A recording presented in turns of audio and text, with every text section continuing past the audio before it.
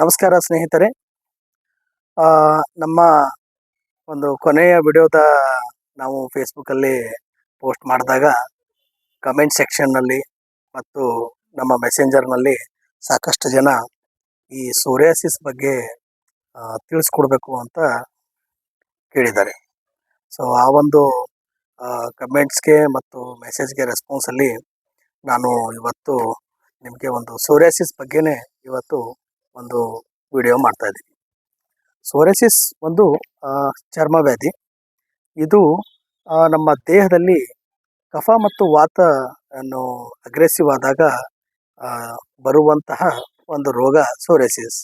ಇದರಲ್ಲಿ ನಿಮಗೆ ಈ ಚಕ್ಕೆ ಏಳೋದು ಅಂತ ಹೇಳ್ತಾರೆ, ಫ್ಲೇಕ್ಸ್ ಅಂತೀರಿ. ಕೆಲವರಿಗೆ ತಲೆಗಾಗ್ಬೋದು, ಕೆಲವರಿಗೆ ದೇಹದ ಆಧಾರದ ಭಾಗದಲ್ಲಿ ಆಗ್ಬೋದು. ಸೊ ಇದರಲ್ಲಿ ಏನಾಗ್ತದೆ, ಕಫ ಮತ್ತು ವಾತ ಇಂಬ್ಯಾಲೆನ್ಸ್ ಆದಾಗ ಈ ಒಂದು ರೋಗ ಬರಕ್ಕೆ ಶುರು ಮಾಡುತ್ತೆ.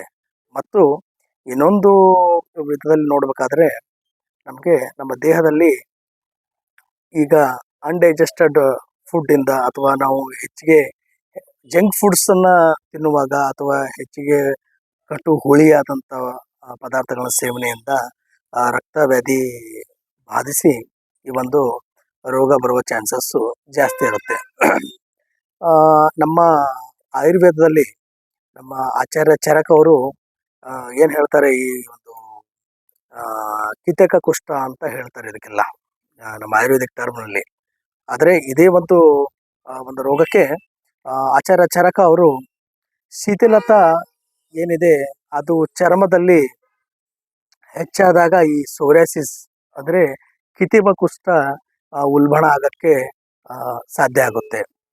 ಮತ್ತು ಅದು ಹೆಚ್ಚಿನ ತುರಿಕೆ ಆಗಿರ್ಬೋದು ಅಥವಾ ದೇಹದಲ್ಲಿ ಡ್ರೈನೆಸ್ ಒಣ ಒಣ ಒಣ ಒಣ ಒಣದವಾಗಿ ನಿಮಗೆ ಫ್ಲೇಕ್ಸ್ ಬರೋದು, ಪದರು ಉದುರೋದು, ಅದು ತಲೆಗಾಗಿರ್ಬೋದು ಅಥವಾ ದೇಹದ ಇತರೆ ಭಾಗಗಳಾಗಿರ್ಬೋದು, ಅಥವಾ ಕಾಲಿನಲ್ಲಿ ಏನು ನಮಗೆ ಕ್ರ್ಯಾಕ್ ಬರುತ್ತೆ, ಕ್ರ್ಯಾಕ್ ಬಂದು ರಕ್ತ ಬರುವಂಥದ್ದಾಗಲಿ, ಆಮೇಲೆ ನೀವು ಈವನ್ ನಡಿಬೇಕಾದ್ರೂ ಅದು ಪ್ರಾಬ್ಲಮ್ ಮಾಡುತ್ತೆ.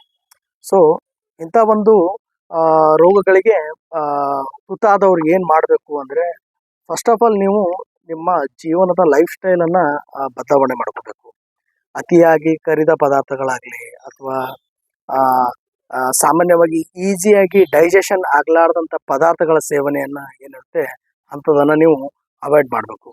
ಎರಡನೇದು ಬಂದ್ಬಿಟ್ಟು ನೀವು ಸಾಮಾನ್ಯ ಲಘು ಆಹಾರ ಪದಾರ್ಥಗಳನ್ನು ಸೇವನೆ ಮಾಡ್ತಾ ಬರಬೇಕು.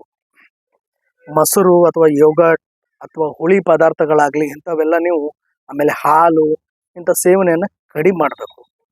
ಮತ್ತು ಜೊತೆಗೆ ವ್ಯಾಯಾಮ, ಎಕ್ಸಸೈಸು, ವಾಕಿಂಗು, ಜಾಗಿಂಗು ಇವೆಲ್ಲ ನೀವು ನಿಮ್ಮ ದಿನನಿತ್ಯದ ಲೈಫ್ ಸ್ಟೈಲಲ್ಲಿ ಇದನ್ನು ಪಾರ್ಟ್ ಆಗಿ ಬೆಳೆಸ್ಕೋಬೇಕು. ಮತ್ತು ಈಗ ಔಷಧಿ ಅಂತ ಬಂದಾಗ ನಾನು ನಿಮಗೆ ಇದು ರಕ್ತವ್ಯಾಧಿ ಆಗಿರೋದ್ರಿಂದ ನೀವು ಸಾಮಾನ್ಯವಾಗಿ ಒಂದು ಬ್ಲಡ್ ಪ್ಯೂರಿಫೈಯರ್ ಆಗಿ ಮಹಾಮಂಜಿಷ್ಠಾದಿಕ್ ವಾತ ಅಂತ ಬರುತ್ತೆ. ಮಹಾಮಂಜಿಷ್ಠಾದಿಕ್ ವಾತನೂ ನೀವು ಯೂಸ್ ಮಾಡ್ಬೋದು.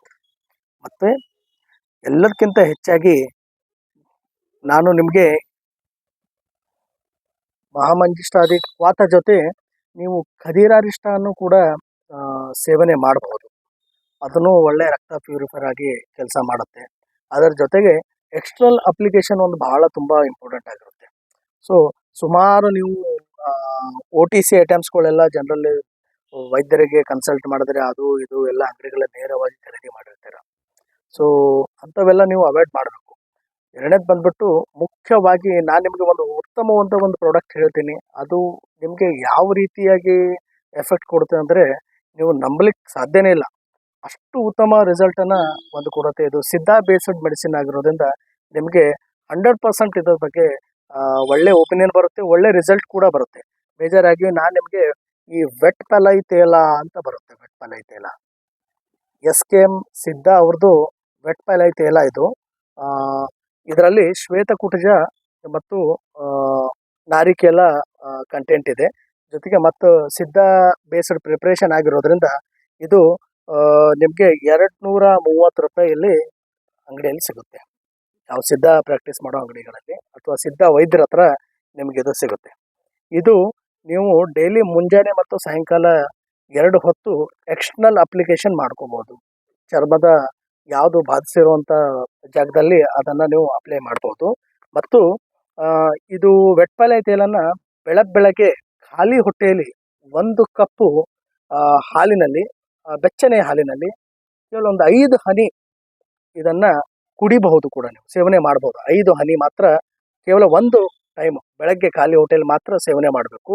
ಇದು ನಿಮಗೆ ರಕ್ತ ಬ್ಲಡ್ ಪ್ಯೂರಿಫೈರ್ ಆಗಿ ಕೆಲಸ ಮಾಡುತ್ತೆ ಮತ್ತು ಸೋರಿಯಾಸಿಸ್ಗೆ ನಿಮಗೆ ಒಳ್ಳೆಯ 100% ನಂಬಿಕೆ ಬರುವಂತಹ ಒಂದು ಫಲಿತಾಂಶ ಬರುತ್ತೆ.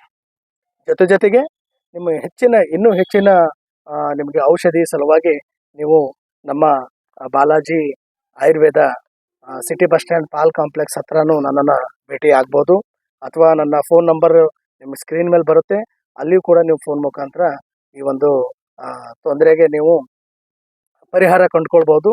ಇಲ್ಲ ಅಂದರೆ ಹತ್ತಿರದ ವೈದ್ಯರ ಹತ್ರ ನೀವು ಸಂಪರ್ಕ ಮಾಡಿ ಅದ್ರ ಬಗ್ಗೆ ನೀವು ಸೊಲ್ಯೂಷನ್ ಪಡ್ಕೊಳ್ಬೋದು. ನಮಸ್ಕಾರ.